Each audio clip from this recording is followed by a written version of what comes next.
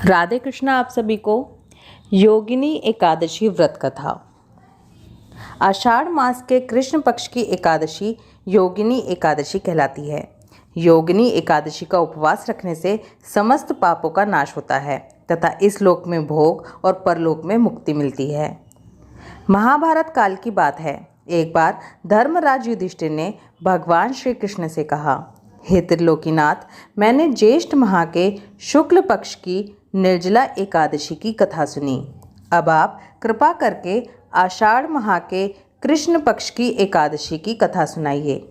इस एकादशी का नाम तथा महात्म्य क्या है, सो अब मुझे विस्तार पूर्वक बताइए। श्री कृष्ण ने कहा, हे पांडुपुत्र, आषाढ़ माह के कृष्ण पक्ष की एकादशी का नाम योगिनी एकादशी है। इसके व्रत से सभी पाप नष्ट हो जाते हैं। यह व्रत इस लोक में भोग तथा परलोक में मुक्ति देने वाला है। हे धर्मराज, ये एकादशी तीनों लोकों में प्रसिद्ध है। इसके व्रत से सभी पाप नष्ट हो जाते हैं।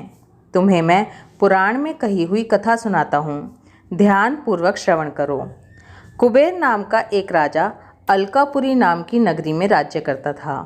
वह शिव भक्त था। उनका हेममाली नामक एक यक्ष सेवक था जो पूजा के लिए फूल लाया करता था। हेममाली की विशालाक्षी नाम की अति सुंदर स्त्री थी।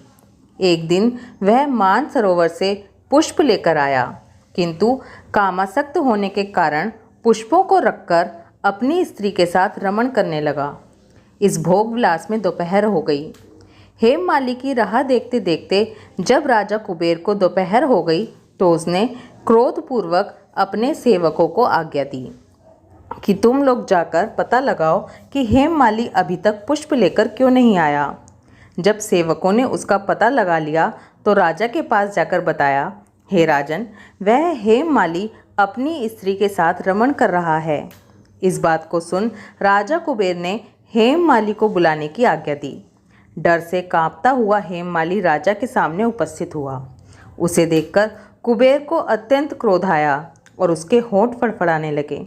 राजा ने कहा, अरे अधम, तूने मेरे परम पूजनीय देवों के भी देव भगवान शिवजी का अपमान किया है।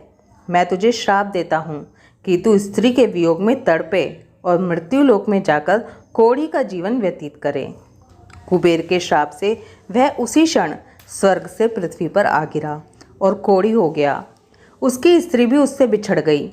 मृत्युलोक में आकर उसने अनेक भयंकर कष्ट भोगे, किंतु शिव की कृपा से उसकी बुद्धि मलिन नहीं हुई और उसे पूर्व जन्म की भी सुध रही। अनेक कष्टों को भोगता हुआ तथा अपने पूर्व जन्म के कुकर्मों को याद करता हुआ वह हिमालय पर्वत की तरफ चल पड़ा।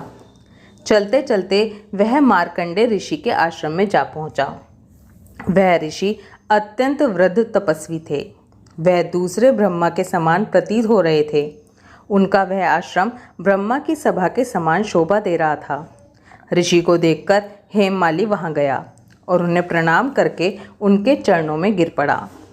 हेममाली को देखकर मार्कंडेय ऋषि ने कहा, तूने कौन से निकृष्ट कर्म किए हैं जिससे तू कोढ़ी हुआ और भयानक कष्ट भोग रहा है। महर्षि की बात सुनकर हेममाली बोला, हे मुनिश्रेष्ठ, मैं राजा कुबेर का अनुचर था। मेरा नाम हेममाली है। मैं प्रतिदिन मानसरोवर से फूल लाकर शिव पूजा के समय कुबेर को दिया करता था। एक दिन पत्नी सहवास के सुख में फंस जाने के कारण मुझे समय का ज्ञान ही नहीं रहा और दोपहर तक पुष्प नहीं पहुंचा सका। तब उन्होंने मुझे श्राप दिया कि तू अपनी स्त्री का वियोग और मृत्यु लोक में जाकर कोढ़ी बनकर दुख भोग। इस कारण मैं कोढ़ी हो गया तथा पृथ्वी पर आकर भयंकर कष्ट भोग रहा हूँ। अतः कृपा करके आप कोई ऐसा उपाय बतलाएं जिससे मेरी मुक्ति हो। मार्कंडेय ऋषि ने कहा, हे हेममाली, तूने मेरे सम्मुख सत्य वचन कहे हैं, इसलिए मैं तेरे उद्धार के लिए एक व्रत बताता हूँ। यदि तू आषाढ़ माह के कृष्ण पक्ष की योगिनी नामक एकादशी का विधान पूर्वक व्रत करेगा तो तेरे सभी पाप नष्ट हो जाएंगे।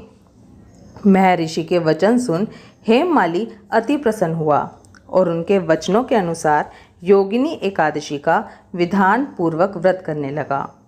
इस व्रत के प्रभाव से अपने पुराने स्वरूप में आ गया और अपनी स्त्री के साथ सुखपूर्वक रहने लगा।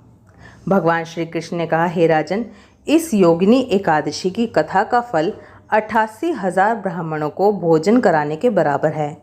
इसके व्रत से सभी पाप नष्ट हो जाते हैं और अंत में मोक्ष प्राप्त करके प्राणी स्वर्ग का अधिकारी बनता है। योगिनी एकादशी व्रत कथा महात्म्य समाप्तम। ओम नमो भगवते वासुदेवाय नमः। राधे कृष्णा।